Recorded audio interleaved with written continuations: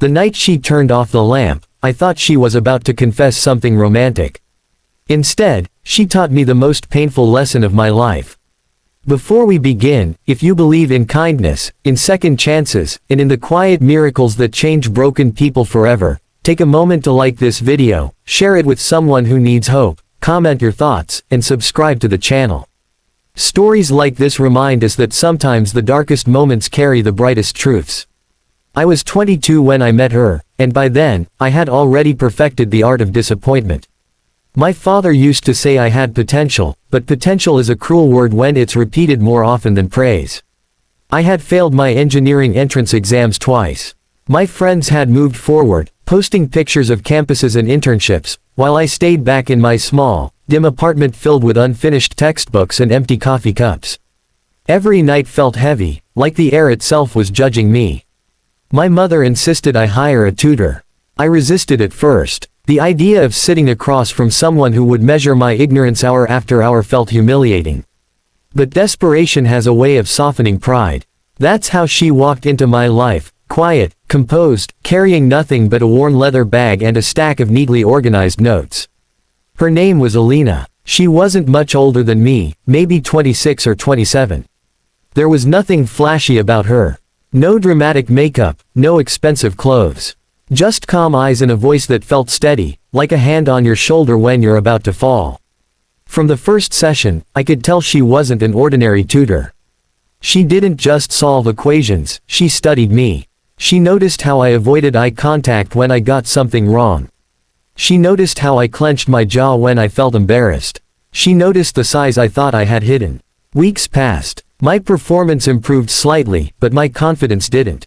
Every time I solved a problem correctly, I dismissed it as luck. Every time I failed, I called it proof that I wasn't good enough. I was fighting more than mathematics, I was fighting myself. One evening, after a particularly disastrous mock test, I felt completely defeated. The numbers blurred on the page. My hands trembled. I muttered that maybe I just wasn't meant for this, that maybe some people were born smart and others were born to watch. She didn't interrupt. She didn't offer immediate comfort. She simply stood up and walked to the corner of my room. Then she turned off the lamp.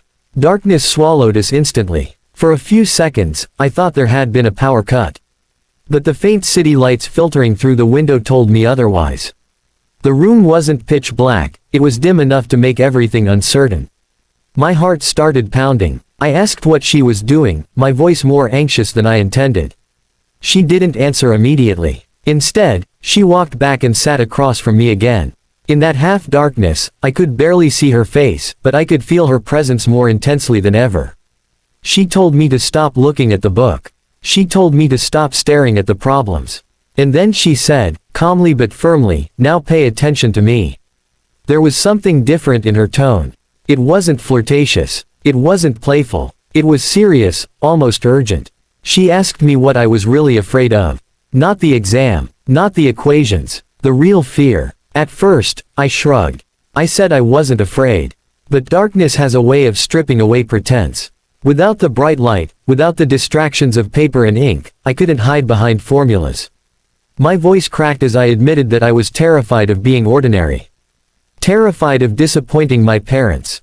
Terrified that maybe I had already wasted too much time to ever catch up. The room felt smaller, but strangely safer. She told me she understood that fear more than I knew. In the dim glow from the window, she began sharing something she had never mentioned before. She had once been the top student in her class, the pride of her family. She had secured a scholarship abroad. Everything seemed perfect, until her father suffered a stroke just weeks before her departure. Overnight, her plans dissolved. She gave up the scholarship to stay home and support her family. While her friends built careers in big cities, she worked 2 part-time jobs and tutored students like me. She watched her dreams shrink into something manageable, something practical. She said there were nights she would sit in darkness just like this, wondering if sacrifice had erased her identity. I was stunned. I had never imagined her as someone who had lost something. She always seemed so composed, so stable. But in that moment, I realized stability often grows from surviving chaos. She told me that failure isn't always about not being good enough. Sometimes it's about being too afraid to forgive yourself for not being perfect. She said I wasn't struggling with math, I was struggling with shame. Her words pierced deeper than any criticism ever had. She explained that turning off the lamp wasn't random. She wanted me to understand that I had been staring at the wrong light. I was chasing validation from exam scores, from comparisons, from other people's timelines. But the light I needed was internal. If I couldn't sit with myself in the dark and still believe I had worth, no achievement would ever feel enough. That night changed something subtle but powerful inside me. After that, our sessions felt different. She didn't just assign problems, she assigned reflection. She made me write down 3 things I did well after every mock test. She made me speak out loud one belief I wanted to replace. It felt awkward, almost childish at first. But slowly, the voice inside my head grew kinder.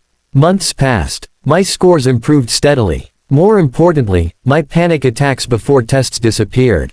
I started waking up earlier, not because I was forced to, but because I wanted to prove something to myself, not to others. There were setbacks, of course. One major exam result came back lower than expected. For a moment, I felt the old darkness creeping in. But this time, instead of spiraling, I remembered that night. I turned off my own lamp and sat quietly. I let myself feel the disappointment without turning it into self-hatred. The final entrance exam arrived like a storm on the horizon. The day before, I could barely eat. My hands felt cold. Alina came for one last revision session. We reviewed key concepts, but I could tell she wasn't worried about my knowledge. She was watching my breathing, my posture, my eyes. As she prepared to leave, she paused at the door.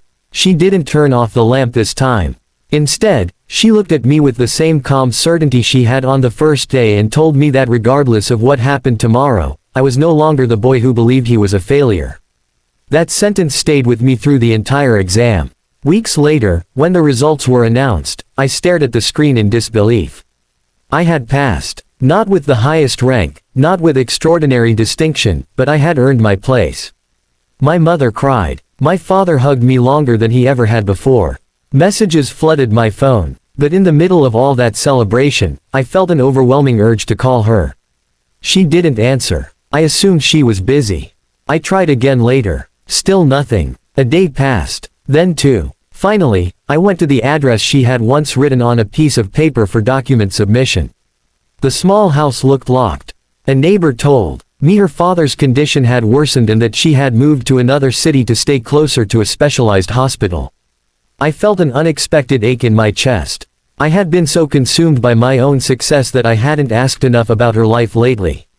Weeks later, I received a message from an unknown number. It was her. She congratulated me and said she had always known I would make it. She apologized for leaving without a proper goodbye but explained that circumstances had changed quickly. She also wrote something I will never forget. She said that teaching me had reminded her that her sacrifices were not the end of her story. Watching me grow had rekindled her belief that influence is sometimes greater than achievement. She said turning off the lamp that night wasn't just for me, it was for her too. It was the first time she had spoken her own regrets out loud. Years have passed since then. I completed my degree. I now mentor students who remind me of my younger self, brilliant but bruised by doubt. Sometimes, when I see that familiar panic in their eyes, I do something unexpected. I turn off the light. Not dramatically, not as a performance, but gently, intentionally. I ask them to stop looking at the book and start looking at themselves. I ask them what they're really afraid of. Because the truth is, that night wasn't about romance or confession. It was about awakening. If this story has touched your heart so far, take a moment to like the video and share it with someone who might be fighting silent battles. Your engagement helps these stories reach the people who need them most. And before we reach the end, I have a special request. In the comments, write the words, "I choose to believe in myself." Not for the algorithm, for you. Sometimes seeing your own commitment written out can be the first step toward change. A year ago, I received another message from her. Her father had stabilized. She had enrolled in an online program to finally pursue the specialization she once abandoned. She wrote that it wasn't too late. That dreams don't expire, they wait. I realized then that success isn't a straight line. It's a series of dim rooms and brave decisions. It's about people who step into our darkness and refuse to let us disappear. The night she turned off the lamp, she didn't ask me to pay attention to her because she wanted admiration. She asked because she needed me to see that we are more than our failures. That growth begins the moment we confront our fear instead of running from it. Even now, whenever life feels overwhelming, I sometimes switch off the lights and sit quietly. I let the darkness remind me that I survived worse. That I learned to breathe without constant validation. That someone once believed in me before I believed in myself. And maybe that's what real teaching is, not transferring knowledge, but transferring courage. If this story moved you, if it reminded you of someone who changed your life or a moment that reshaped your path, please engage with the video. Like it, comment your experience, and share it with someone who needs to hear that it's never too late to turn off the noise and find their own light. Because sometimes, the most powerful lessons are taught in the dark.